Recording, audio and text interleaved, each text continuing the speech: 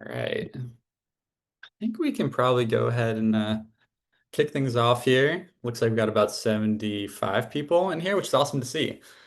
Really appreciate y'all being here today, and welcome to our latest Media Power Collaborative webinar. My name is Alex Franzen. I'm the Journalism Program Manager at Free Press Action and lead facilitator of the MPC. Really appreciate you being with us. Before we dive in, just want to name that there is a lot demanding all of our attention right now, especially for folks involved in protests across the country. We really incredibly appreciate you being here amidst all the chaos. For whatever it's worth, I wanted to make sure that we shared a Know Your Rights guide for protesters in the chat that some other free press action legal experts put together. Difficult times, to say the least, and I hope everyone's been able to take care of themselves well enough. We are here today, though, because we're going to spend some time diving into a bold policy proposal for local news. And we've got a few panelists who we're really excited to spotlight and hear from. But before we turn it over to the panelists, I just want to make sure that I provided some kind of intro framing and laid the groundwork for what we're going to talk about here today. So, quick refresher for anyone who's new here. I know we've got a lot of MPC members here. But if you haven't joined any type of MPC programming before, what are we actually doing here with the Media Power Collaborative? This is a group of about 260 community and media leaders from across the country who are working together to advance policy change to support local news and informed communities. We're doing this work because we're seeing, and kind of in the midst of, a really exciting rise of activity from state legislatures across the country who want to support local news. NPC members are getting directly involved in these debates. They're getting organized, they're creating sign-on letters, they're meeting with lawmakers, they're getting consulted in the policy drafting process, really with this core goal of ensuring that policy debates focus on the most pressing community information needs and the media outlets that are best equipped to address them. A big part of this work, of course, is getting aligned behind strong policy ideas. Earlier this year, we took a big step in that direction when the MPC released Local News for the People. This is an ambitious policy agenda. It was written over the space of about 8 months with about 10 different co-authors and tons of different stakeholder input. And really what it does is lay out a set of core values that we believe should be at the heart of local news policy debates. It's been endorsed by 60 plus organizations and individuals across the country. And while I think that was a really important starting point, you'll also see that the policy agenda is full of ideas. And that's because there are a ton of different policy levers that we can pull when it comes to supporting local news. But a question that we've had time and time again is this. If we had one pitch to make to a lawmaker, one big swing that we would encourage a state lawmaker in particular to take when it comes to supporting local news where they are, what would we call for? And that's why we're here today. We're going to explore a concrete, ambitious, but feasible policy proposal to match the stakes of this moment. I don't need to tell y'all, but the stakes of this moment are quite high, obviously. Public media funding and press freedom are under attack. Consolidation and layoffs are just continuing to hammer our media system. And we're finding ourselves in this news and information environment that is just awash in misinformation and clickbait and national coverage, and incredibly bare when it comes to the kind of local community-rooted coverage that we need most in this moment right now. That is not to say that we don't have reason to hope. We know there's an emerging and a really exciting movement of community journalists and civic media leaders who are actively charting out a new future for journalism, one that's rooted in community trust, community engagement, and innovation. But I think the truth is we know that we need to build a bridge to that future if we're going to get over this chasm that we're kind of encountering right now. And that, in our eyes, is where policy change can really come in. While our federal government is in crisis, we really need state lawmakers to make a bold investment in local news and civic information health. And that is why we're issuing this call to action. We're calling on state lawmakers across the country to establish independent grant-making bodies to support local news and informed communities. And we're calling on them to back up these grant-making bodies with a reasonable and robust source of funding, a 1% tax on the advertising revenues of corporate and tech giants. Now, we have a whole panel of experts here who's going to help us break down this idea from every which angle. But before then, here's just a quick overview so I'll kind of ground it. I think in any local news policy debate, the most important question that we need to grapple with is this. Where is the money going to go? I think that's because we know that our current media system doesn't just need more money to sustain itself. In fact, I think we're well familiar with the fact that our current media system is fundamentally imbalanced right now. Corporate chains, hedge funds, corporate broadcasters, they really hold a disproportionate amount of resources while it's independent community outlets, nonprofit newsrooms, BIPOC serving outlets, the outlets that oftentimes are best equipped to meet their community's needs, they're kind of left to struggle to survive here. So, how do we distribute money in a way that one, prioritizes the most critical information needs, two, elevates community-rooted models of journalism, and does so in a way that preserves editorial independence, which is non-negotiable in any local news policy, and also make sure that there's accountability, because we're really talking about public dollars to serve the public interest here. I think the most direct and equitable option that we have in our toolbox right now is what you see on screen, strategic public grant making. What does that look like concretely? We're super fortunate that we actually have proof of concept of this already. We can turn to New Jersey, where several years back, New Jersey lawmakers, along with the support of Free Press Action, helped kick up a civic information consortium. And essentially what this is, it's a public grant-making body that distributes grants to outlets and organizations across the state that are focused on plugging the most critical news and information gaps while building towards sustainable future for local media in the state. The consortium's made a really significant impact as, Allende, one of our speakers here, is going to share more about in a second. But at this point, they've distributed over $12 million to support 60 plus projects across the state.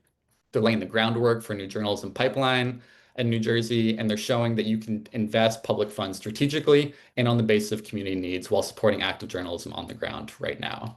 I think critically, what we're also seeing in New Jersey is the firewalls are holding up. I mean, we mentioned before, you can never have any sort of any sort of government interference on the editorial side of things.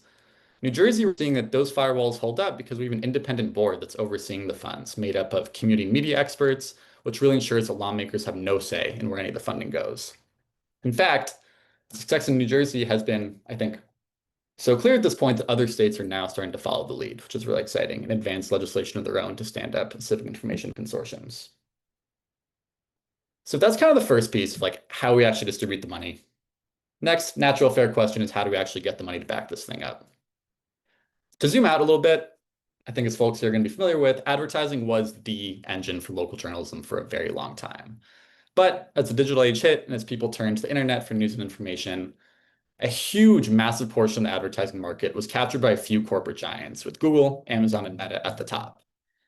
This has created an imbalance where a select few corporations are generating just absolutely ridiculous amounts of money every year off their advertising revenues. We're talking hundreds of billions of dollars, while local journalism outlets themselves are really left without one of their main pillars of economic support at a huge cost to our communities.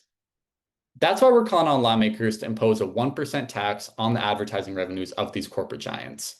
It would only be applied to companies that make above a very high threshold in ad revenue, which of course is going to fluctuate from state to state. And it would explicitly be designed to exclude any producers of community journalism so that we're not punishing the folks who we actually want to support more of in this moment. This is a really tiny sliver, as you can tell by the 1% figure here, and an easily shouldered tax for these companies. But if designed right, we're talking about such a robust revenue pool here that you could set up a tax, and if designed right, it could be sunset after 10 years, and at which point you'd have an independent trust fund to support local news that can survive completely without any additional appropriations or taxing. Now, that's kind of our quick spiel, my quick spiel rather. You can find much more detail on this proposal on the MPC's website. I think we're going to drop a link in the chat to that in here in a second. Feel free to peruse that on your time after the webinar here. But we really thought the best way to dive into this idea today would be to turn things over to a group of experts who can help us break this down from a few different angles. So with that, we're going to bring up our three speakers for today, Yinde, Craig, and Alessia. This group is really uniquely prepared to talk about each side of this proposal, from generating the money to distributing it to building the political capital we need to actually advance this at a significant scale across the country. So yeah, I'm really glad y'all could join us here today. Appreciate you joining and sharing your wisdom. I'm wondering if we kick things off. Do y'all think you just do 30 seconds of introductions about your work, where you're joining from, all that good stuff? Maybe we can start with Craig, if that works. Sure. Thanks, Alex. Thanks for the great introduction and all the preparation. I feel like you've already given a better version of any presentation I could give on this idea. So glad to be here. I'm the co-CEO of Free Press and Free Press Action. I've been part of Free Press going back more than 20 years. And a lot of my work while I've been here has been trying to think through these problems. How do we fund the journalism that communities need? How do we shield it from political interference? And just really excited to be here to be able to talk about that some more with all of you. Awesome. Thanks, Craig. And you want to hop in? Yeah, well, thank you for inviting me here. Really excited to have the conversation. My name is Ayinde Murrow. I'm from Camden, New Jersey, right outside of Philadelphia. I'm with the New Jersey Civic Information Consortium. I've been a program partner here for a little over 2 years now. I'm going 2.5. And my role here is really support our grantees, work through applications, go out in the field when necessary to figure out what information needs communities are seeking, how we can best meet those needs as well. So I also work with our large board of 16 board members, our grants committee, to make sure that we're effective and responsive to our grant making strategy. So really excited to have the conversation. And again, thank you for inviting me here. Of course, yeah, glad you could be here. And Alessia. Hi, thank you for having me. I'm a fellow at the UCLA Institute for Technology, Law, and Policy, and there part of my work has been on this long-term project on platforms and news media.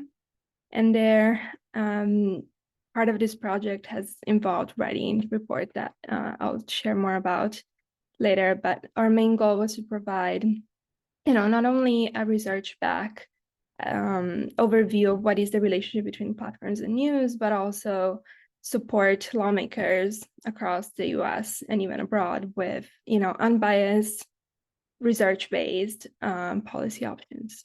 Yeah, looking forward to discussing it here. Yeah, thanks, Alessia. Yeah, so I think y'all can see here, we folks can really speak to every side of this proposal. I'll say this before we get into the questions. If you have curiosities or ideas or thoughts that come up while you're hearing folks talk, feel free to drop them in the Q&A box. Or we're going to try to set aside 10 minutes or so at the end to make sure we get some time for questions from the audience.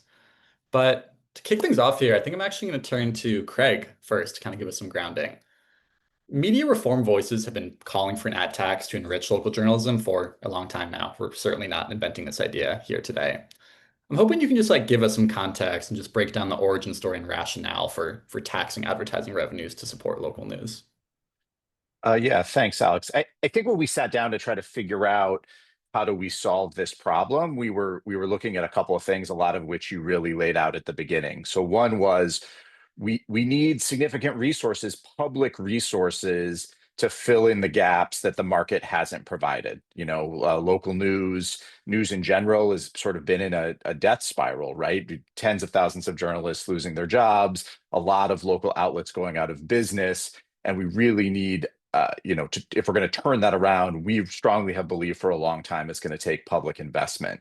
And I think importantly, we've been thinking that public investment, needs to be significant enough that it can be independent. And ideally, and we don't always get to operate ideally, it would not be subject to the political whims of yearly budget fights, something we're dealing with in New Jersey right now. Maybe we'll talk about that, something that obviously we're experiencing on the federal level with the attack on non-commercial and public media. So we started to think about how do we fund that. Ultimately, we're sort of agnostic on, is that direct government resources? Does that come from something else? But increasingly, we kept coming back to the idea of advertising because of really the fundamental idea that how do we, if journalism is a public good, which is something we believe fundamentally, that people benefit from it, even if they don't read it every day, having reporters out there holding leaders accountable is what matters and what helps, undergird our democracy, give people the news and information they need to participate in it. Then we need to look at, where is the harm coming from? And so the idea behind the ad tax, really goes way back more than a century to this notion of a Pagovian tax, if you want to get into the economic history, which essentially says, hey, we should make these negative inputs, these negative externalities cost more in order to support the things that we need. And that kept us bringing back to the fundamental nature of advertising and the idea that when we started to look at things like the rise of big tech, an industry driven by advertising, how do we seize on all of that, on the reality of where advertising dollars are going to actually provide what local communities need? And so that's how we started to develop this notion of putting a very small tax on advertising revenue, targeting it at the companies that are making the most money from advertising, from our eyeballs, from the content we're trying to reach, and actually redirecting that to the kind of local news and information that we need, the kind of reporting that we know isn't necessarily going to be sustained by the market, isn't chasing clicks and eyeballs, but is absolutely fundamental to having a functioning democracy. That's what led us to write a paper back now in 2019 called Beyond Fixing Facebook, which is really speaking into this big tech moment and saying the answer to the crisis that's facing journalism can't simply be giving up and just watching everything go away. And it also can't simply be propping up the dominant corporate outlets that frankly haven't served communities for a long time, that we need other answers. We need direct and targeted funding to support important outlets that are starting and are underway, but also to be prepared to invest in things that don't exist yet. And we think an ad tax, this kind of approach, keeps the government out of the content business in terms of dictating viewpoints, keeps them out of meddling in it year after year, but very quickly it could create the kind of economic foundation that could actually support the local news that communities need, and face the reality that just hoping for a magical business model solution, counting on the goodwill of Google or Facebook or Fox News is never going to provide the local news that we need. And that's what sent us down this path. Yeah, that's super helpful to hear. And I mean, I also think one thing that I heard come through a little bit of what you were saying is we're basically taking what was an implicit support mechanism for journalism for a long time and turning it explicit too, which is kind of a tidy rationale for lawmakers to wrapping their heads around this. I think that's right. I think that advertising, we can think about it if it's easier to think about it in terms of pollution, right? Or secondhand smoke. These are the kinds of examples that we've had before when our environment has been polluted. In this case, our information environment, our civic discourse. We can look at directly counteracting that pollution and using the companies taking advantage of that, profiting greatly off of that to actually support what communities need. Yeah, that's great. Alessia, I'm going to turn to you. You've done, kind of building off what Craig said, you've done a ton of research into how we can generate public revenue to support local news. Before we get into the ad tax concept, I'm kind of curious more broadly, what spurred your interest into creating these possible revenue streams for local journalism policy? And, really what were like the central questions that you were trying to answer and figuring out what lawmakers should weigh as they take on this issue? Yeah, so part of my work has been looking at platforms and what are their negative impacts. Journalism has been, as you very clearly said in your introduction, has been one of the sectors mostly impacted by the rise of platforms. And when we started this project at the Institute, there were some international models developing. Australia had just passed their news bargaining code. Canada was considering a similar option. The EU was exploring like copyright solutions. So we were like, well, maybe there's a need to compare systematically all these options and identify which one would work better in the US.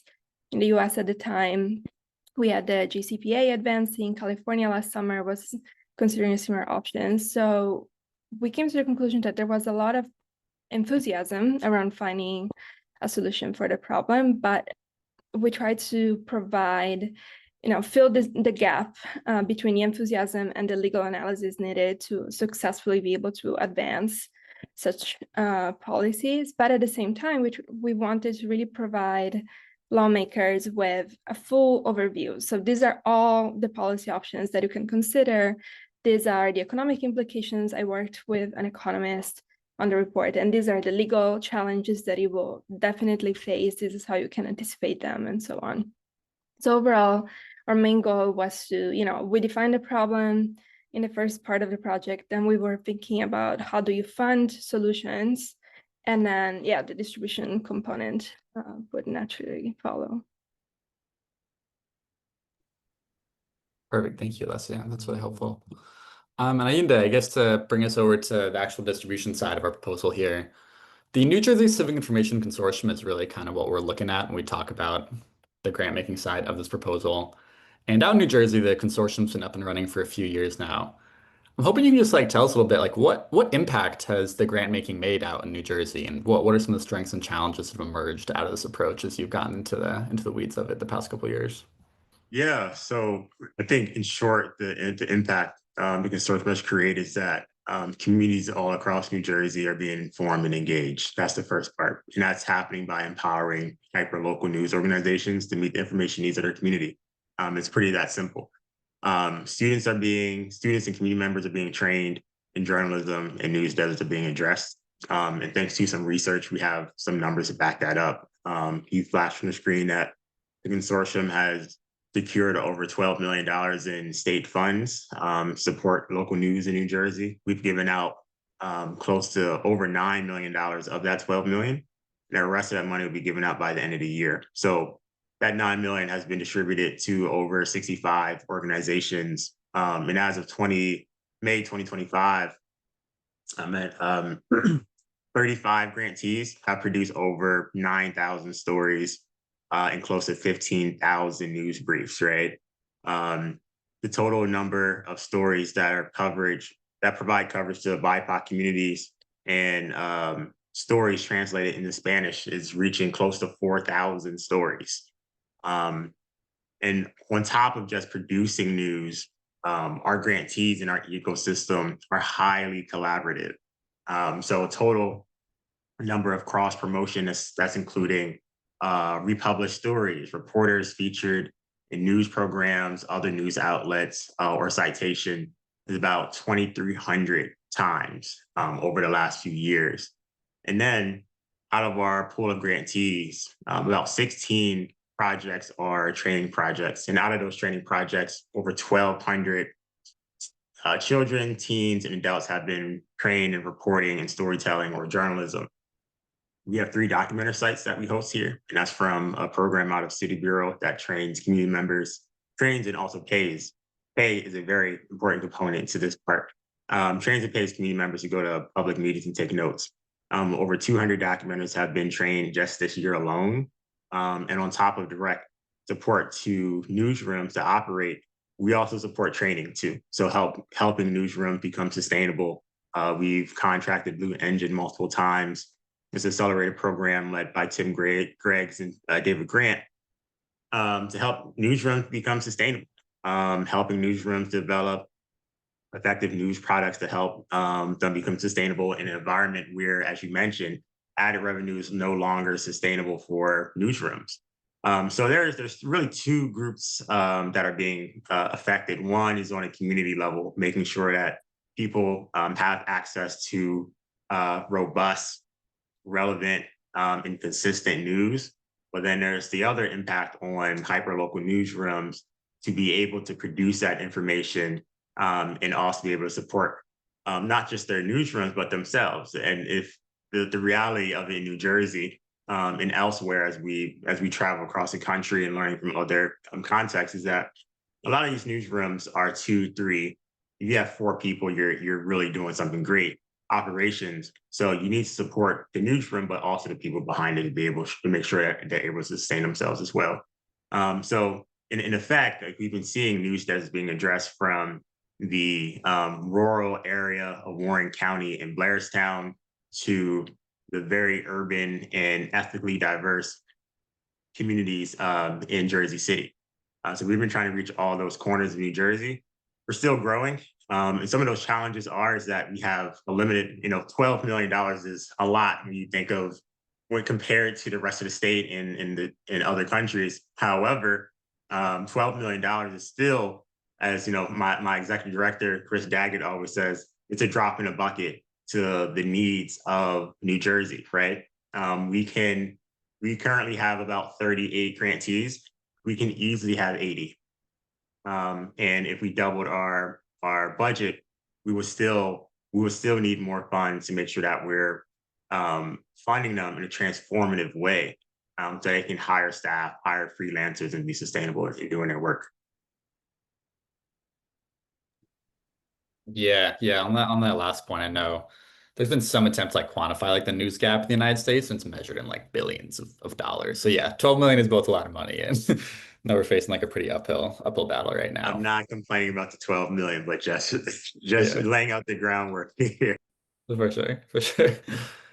All right, I feel like that kind of primes us to get into the nuts and bolts a little bit. I'm going to go back to you, Alessia, to talk about this ad tax concept. You mentioned you did a lot of different research in a bunch of different ways in which lawmakers could maybe generate revenue to support local news. Based on the findings of your research, a general ad tax, which is what we're talking about here today, emerged as one of the stronger, if not the strongest options. I'm kind of curious to hear from you. What makes it an appealing option for lawmakers to consider? And on the flip side, if it's got its strengths, what are its weaknesses that we should be realistic about as we're exploring this idea?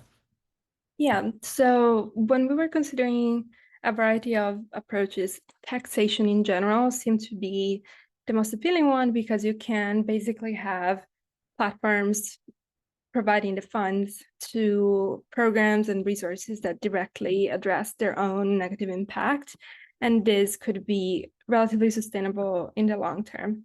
Then we started looking at like a lot of different options to tax, but our main goal was to really provide an overview of what would be the legal challenges and how each option would survive legal challenges. And ultimately, one of the main concerns is the Internet Tax Freedom Act, which basically prohibits states from passing tax legislation that would discriminate against online platforms. And to our conclusion, like a general advertising tax where the base would be revenue generated from ads both online and offline would avoid the risk of the ITFA and also would provide, although a minimal risk remains, the economic benefits from such a tax definitely outweigh the minimal legal risk. And then in addition to that, through our research, we found that New Mexico in 2021 has enacted a broad advertising tax. And then in 2023, this was expanded to digital advertising as well. So, and to the best of our knowledge, this hasn't been challenged. And I think it proves how legally resilient this approach is compared to some of the other options for taxation that we looked at that were already being challenged. And then, I worked with an economist. He did some calculations, and we were looking at California as a case study. And in California alone, we found that like a 1% tax on general advertisers would raise something around like $135 million just for California alone. So you can really see, as you mentioned also in your own proposal, like a 1% can have a significant impact on the news sector. But then, of course, while it is legally resilient, it is economically efficient, you also have the big downside, which is politically, it's very challenging because you're not only dealing with the tax sector on the opposition side, but you're dealing with the entirety of the advertising sector. So that's the tricky part. But overall, in terms of like legal analysis, this is definitely the best performing option. Yeah, thanks, Alessia. And just to add on to like the political challenge of it, we also know that some states just require like a supermajority vote to impose a new tax, and that, of course, is going to be a hurdle for lawmakers and advocates to consider too. Like even if you like the idea, it's going to require you wrangling 10, 15 more votes than you otherwise would need to. It makes it a little bit harder to embrace at times. But I'll also say a lot of states don't have that requirement either, and it's just a simple majority. Ayinde, I'm going to come back to you. You talked about this a little bit, but the New Jersey Civic Information Consortium is really distributing grants on the basis of community need. That's kind of like the North Star y'all are using. I'm just kind of curious, how do you actually identify what those needs are? I can imagine that being maybe like a hang up for some folks. They look at this approach is how can we trust, the government to identify what our community's needs are and how money should be allocated to address them. So yeah, I wonder if you Yeah, can speak about how you identify those needs and then what kind of range of work you all support in actually addressing those needs, both from traditional journalism world and maybe different new approaches. yeah, it's a great question, and there's really no easy answer to that. And I'll start kind of what we support. So the consortium, we have three focus areas: like civic news and information reporting. So that's initiatives that focus on high quality news reporting and disseminating that information. Then we have our second largest component would be our journalism pipeline. So that's funding organizations or schools to do projects to train students, professionals, community members to produce civic information and news. And also a component of that is enabling them to help them tell their own story. So the pipeline is very important when you're talking about representative news. And part of representative news is empowering communities to be able to participate in their own creation of their news, right? And then the third aspect is civic engagement. And that's providing grants to organizations that actively encourage and support civic engagement. So that can be organizations that teach community members how to participate in a democratic process, how to vote, how to register to vote. If there's a city council meeting, that you have a right to go there and have your voice be heard, right? So ensuring people know how to actually participate in their democratic duty, right? When it comes to supporting communities and their information needs, it's really tough in New Jersey because New Jersey is such a densely populated state. So it varies by case by case. So I mentioned that Blairstown in rural Warren County is drastically different than the dynamics of Jersey City, which is one of the most diverse locations in New Jersey. But in any case, we all start by asking the same questions. How do you get your news? Why do or don't you trust it? And what's missing? And from there, we're able to kind of formulate and allow the community to tell us what they want to see and how they want to see their news served to them, right?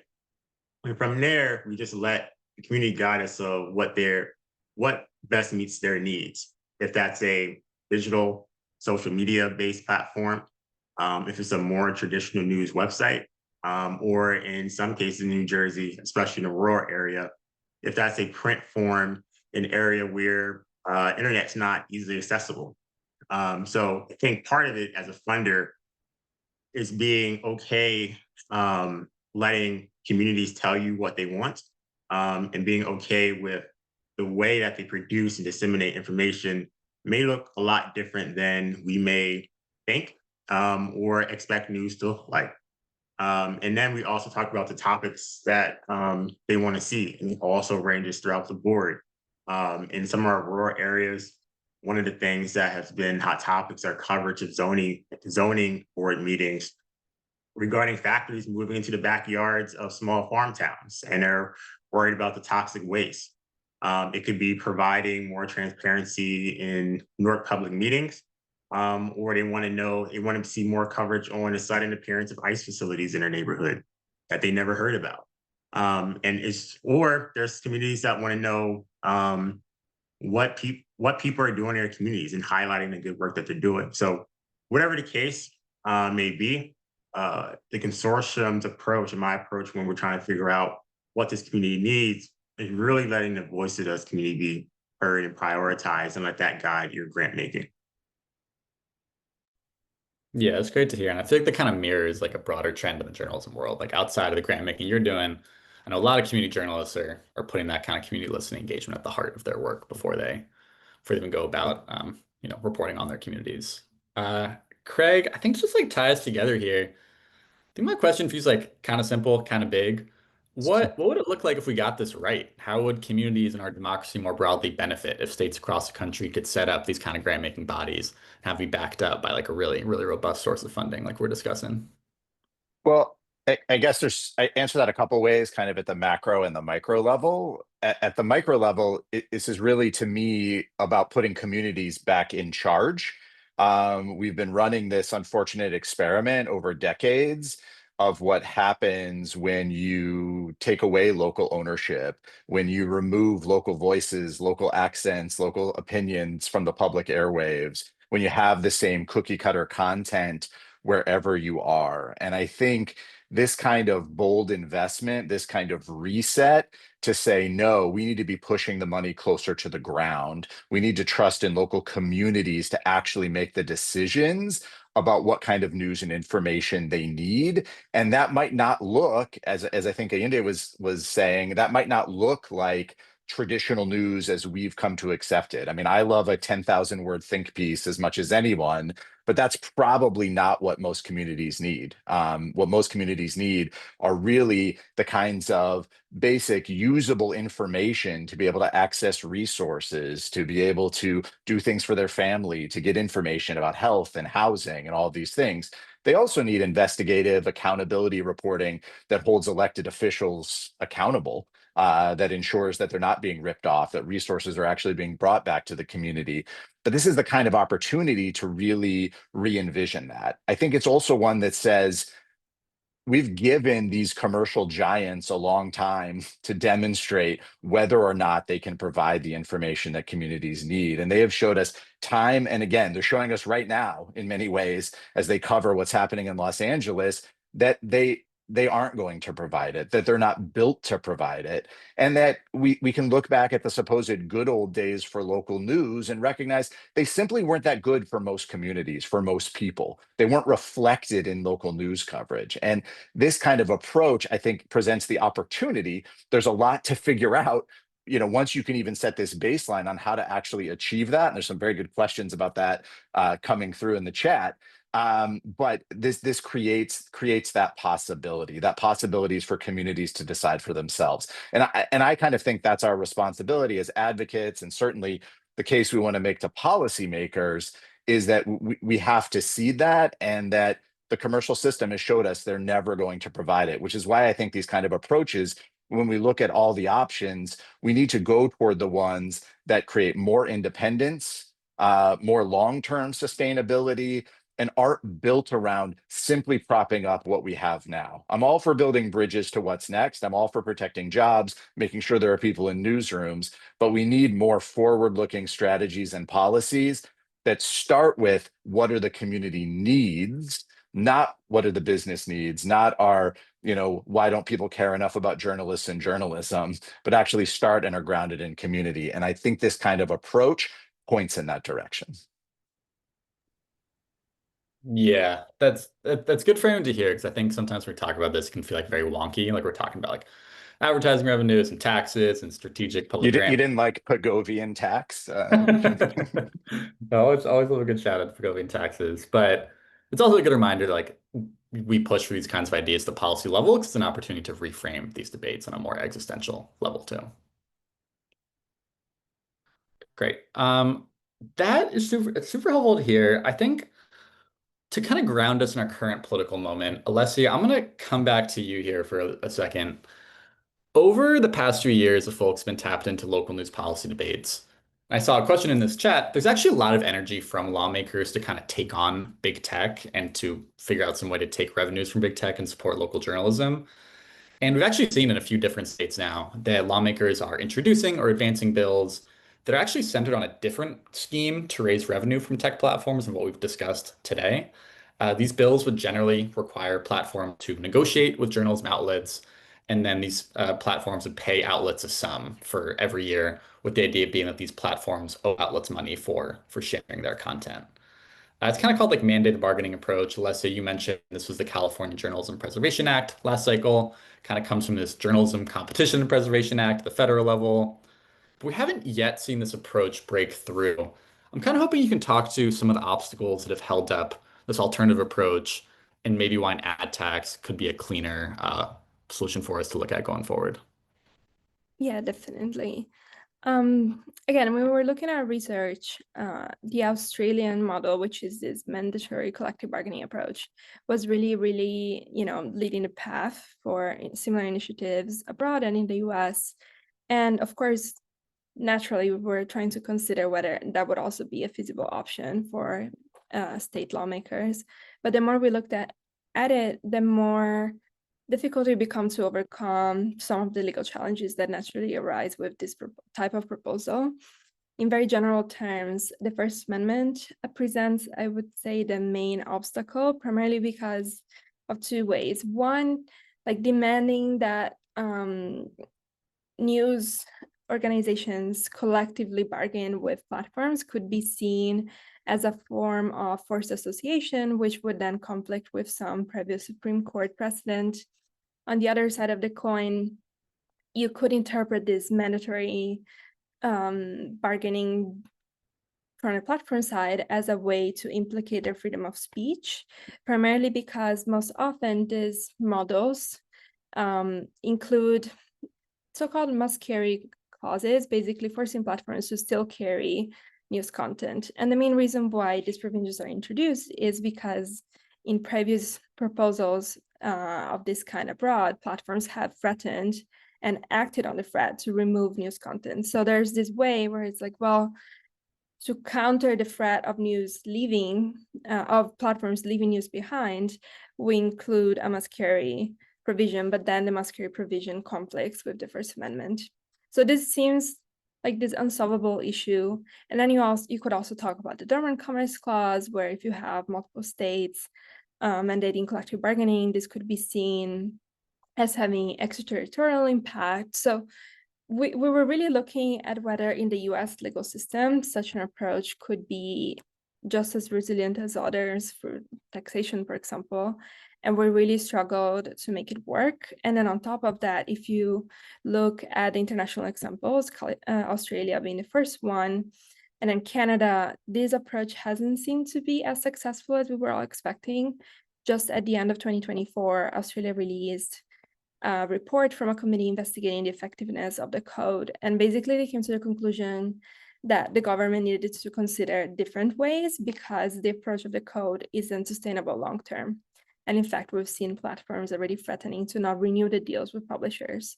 So again, looking at all of these issues and then comparing it with the tax approach, it seems like the taxation approach is a bit smoother and more, in the long term, sustainable. It creates more difficulties for platforms to back out in the last moment. And overall, it seems to be more effective. Yeah, that's really helpful. And I think also a big part of it is also just political momentum, which is one reason why we're having this today. There, this idea got advanced to international level, got introduced to the federal level, and then some states started to explore it.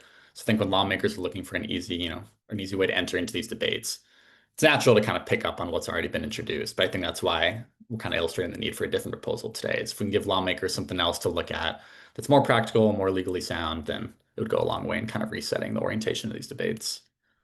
Allende, the Civic Information Consortium out in New Jersey is the first of its kind. We've got some states that have introduced legislation to create their own versions of it, but they haven't gone through yet. If a lawmaker from another state came up to you and wanted to start up something similar where they are, I'm just curious, like what would you tell them? Like what lessons have you learned as the CIC has scaled up its work in the past few years? Yeah, let me try to, if I can see, I can condense all of this into like a 2-minute response. First, I think I would piggyback off of what Craig mentioned earlier. So if a lawmaker came to me and asked, start a consortium, what should I do? I think you have to begin with emphasizing it must be rooted in the needs of your local community. New Jersey, it would be different than New York, would be different to Florida, would be different to Massachusetts, whatever. From a board and staffing standpoint, the consortium believes that, and was built off the belief that access to civic information and news is a public good. And we believe that the community themselves should help define what that looks like. And that has to be built into your grant making process. So I think that's the first part.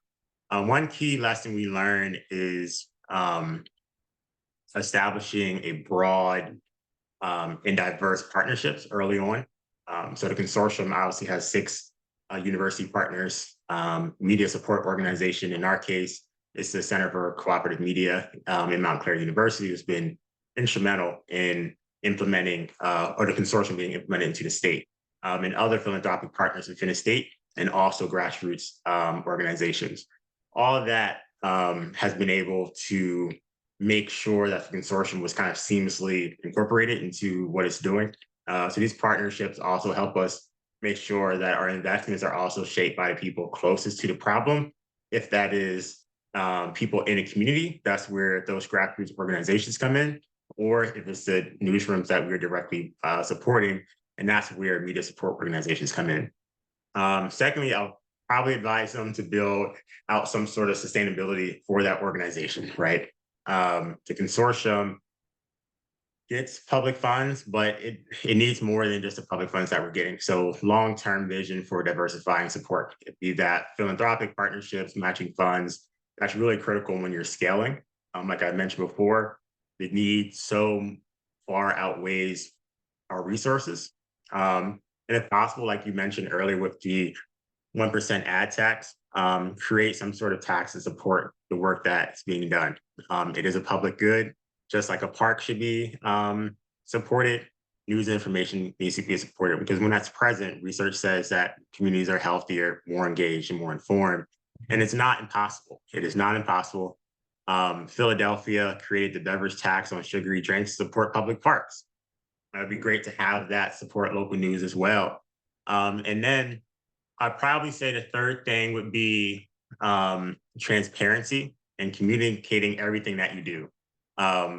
there's not a lot of trusted institutions in our current climate in this country. So especially when it comes to news, everything's either propaganda or fake news. So as we scale, we have to make sure that we're really clear on our process, our metrics, and how we define our success. That means being open about trade-offs, such as focusing on sustaining impactful work that's already being done versus launching new initiatives when budgets fluctuate from year to year. And then the final thing is I probably tell them to, I guess this is the hardest part, I think, is shifting how people think about civic infrastructure. I think the most meaningful change happens when you invest in trust, right? And from my standpoint, I don't come from a journalism background. I come from a community organizing background and policy change. And none of that work that I've done in my organizing career would be possible without first establishing trust. And I bring that aspect to this news field, especially as we're working with hyperlocal organization and newsrooms, is building that trust in the community as both as a news distributor and also news funder. And that's by showing up, listening, and letting community members lead, like I said, from on the top. And that makes this work both extremely challenging because sometimes funders want to see immediate impact and immediate cause and effects and stuff like that. But sometimes we have to take it slow. I led a community-led grant-making process in one of our news desert communities in New Jersey. We thought it would take 6 months. It was 2 years before were able to get something off the ground.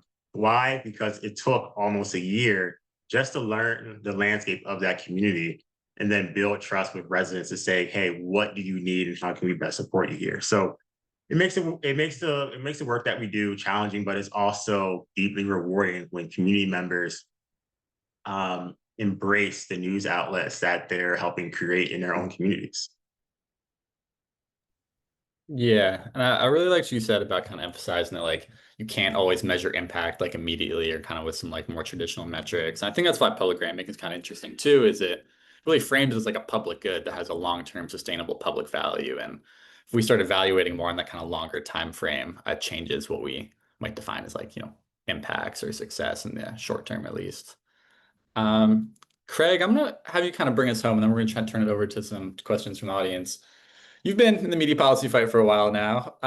Why do you think like this moment is ripe for an idea like this? And then hope we can build on that by kind of touching on something folks have brought up in the question and answer box here, which is how do we actually build the capital to advance an idea like this in this moment?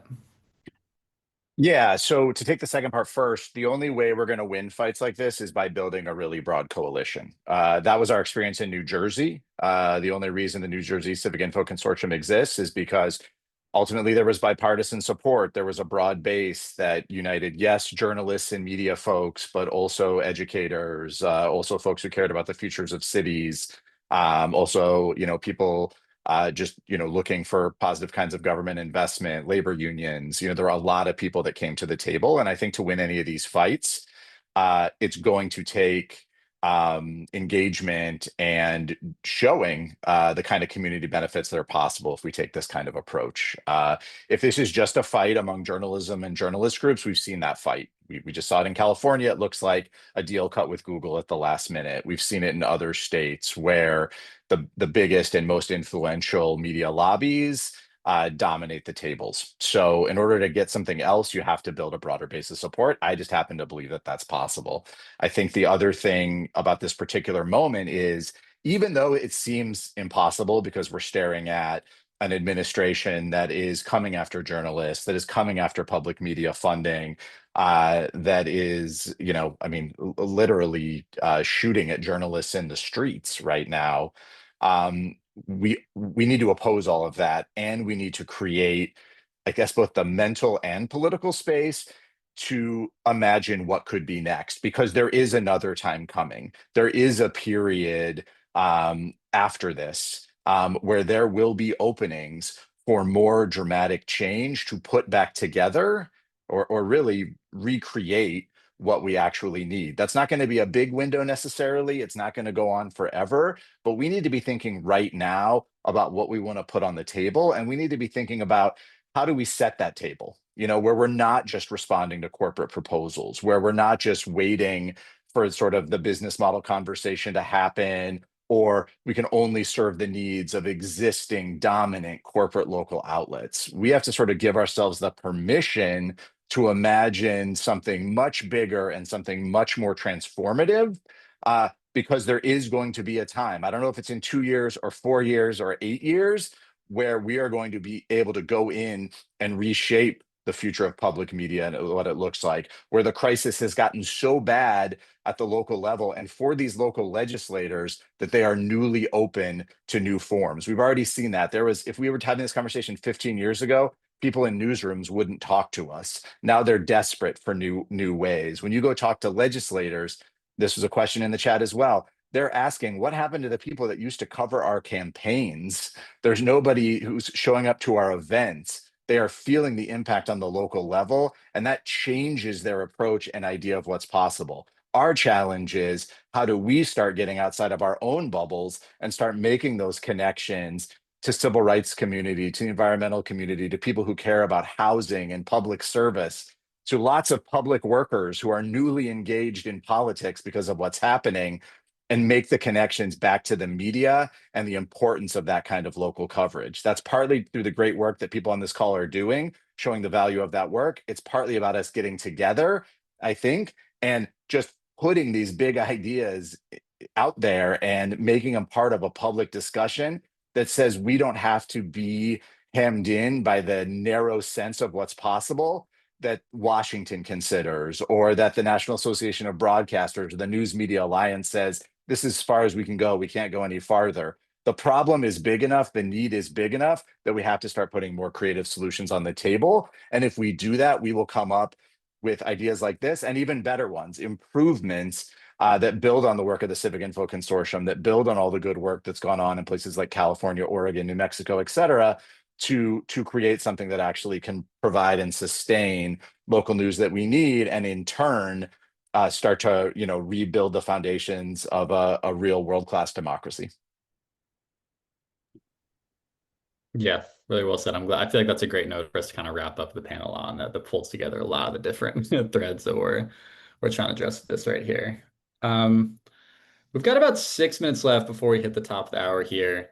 We also got like 33 questions, I think, over the course of this conversation, which is fantastic. I've been trying to read through them as we've been having the panel discussion. We're obviously only gonna be able to do a couple of these, but I'm also hoping we can save these and get back to folks afterwards, potentially. One thing that stuck out to me in a couple different questions is, if we're talking about distributing money through this kind of grant making process, I think someone asked, how would that process not become a partisan snake pit? Which is a totally fair question, because many things are partisan snake pits these days. Ayinde, I might turn to you real quick to talk about that. I mean, I know New Jersey set up like a really rigorous structure to Yeah, get grants out the door. yeah. So we have a mammoth of a board. We have 16 board members. One board member for each of our partner universities. So that's six there. And then our board is bipartisan as well. So it's equally balanced with political appointees from both Republican and Democrat in New Jersey. So those appointees are from the minority, majority leaders of in the state house, the governor and the speaker of the house. They appoint appointees there. So what ends up happening is we have. Let me make sure I'm gonna get this right. So there's 6 appointees. There's 6 partner universities, and then that 12 appoint additional 4 to make it bipartisan. So all of our grants are cycled through that whole board. That we're very transparent in understanding of giving them the information of who we're funding, what we're funding. If they have any objections, they can talk to the whole board about it, and we can make decisions based off of that. But largely, all of our grant making has been supported on both sides of the aisle. We've had political officials ask questions, but never meddle in our grant making. Got it. That's super helpful to hear. Um, Alessia, I saw one question here that I was curious to get your thought on. We actually, I think Steve Katz raised this. Last year in California, Senator Steve Glazer introduced a bill that was kind of like a digital ad tax, but it was framed as like a data mitigation fee. Wondering if you can just talk about how that approach differs from what we're talking about today and yeah, what folks should know about it.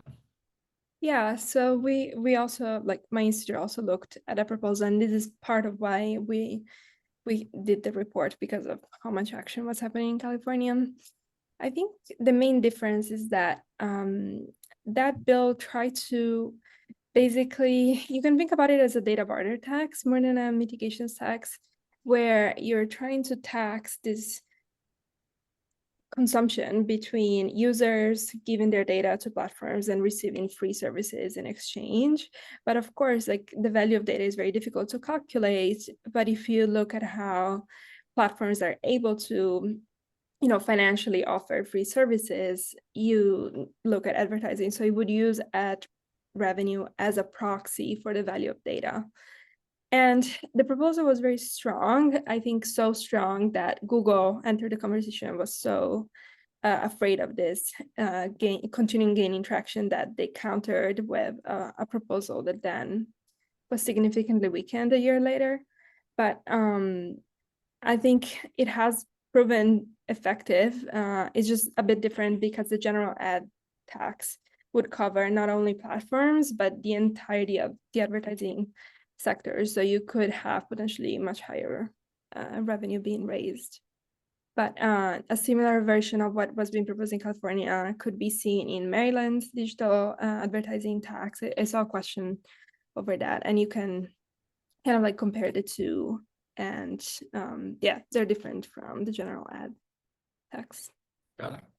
Got it. Yeah, I know it's a super wonky issue that we can't like get into the full depth of in just 1 hour, but I would encourage folks to look at Alessia's report, which you linked to earlier. It does like a really thorough job of breaking down all these different options and the kind of plus and minuses of each one. We've got about 2 minutes left, 1 minute now, I think. So I'm gonna try to close this out here. First of all, really appreciate, all the panelists here for joining us here today. I think you gave us a really thorough look at all the different sides of this proposal.